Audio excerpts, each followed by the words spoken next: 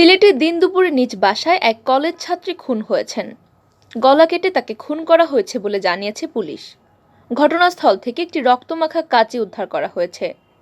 রবিবার দুপুরে সিলেট নগরীর শেখঘাট খুলিয়াটুলার নীলিমা আবাসিক এলাকার 14 নম্বর বাসা থেকে সোনিয়া বেগম নামের ওই তরুণীর লাশ উদ্ধার করা হয়।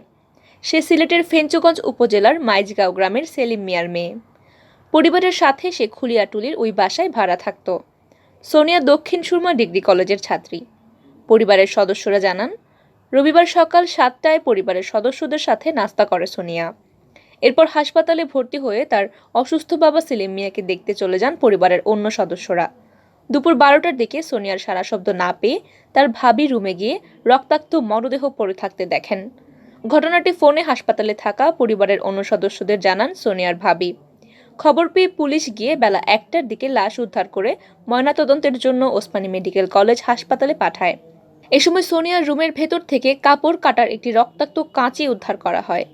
এই বিষয়ে সিলেট মহানগর পুলিশের উপকমিশনার মোহাম্মদ আজবাহার আলী শেখ পিপিএম জানান, প্রাথমিকভাবে ধারণা করা হচ্ছে সোনিয়াকে খুন করা হয়েছে।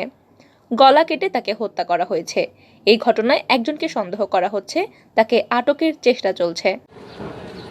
ঘটনার সংবাদ পেয়ে আমরা 12:45 সময় এই খুলিয়াপাড়া ঘটনাস্থলে আমরা আসি। এসে নিহতের খাটের উপরেই তাকে গলায় আহত অবস্থায় আমরা দেখতে পাই আমরা প্রাথমিকভাবে তদন্ত শুরু করি। এখানে CID, police bureau of investigation সহ আমরা সিলেট মেট্রোপলিটন পুলিশের সদস্যরা আমরা সবাই একযোগে এসে আমরা তদন্ত শুরু করি। দেখা গেছে যে প্রাথমিকভাবে তার গলায় গভীর ক্ষতের চিহ্ন রয়েছে এবং তাকে যে কোনো ধারালো অস্ত্র দিয়ে হত্যাকাণ্ডের ঘটনা হয়েছে বলে আমরা প্রাথমিকভাবে দেখতে পাই।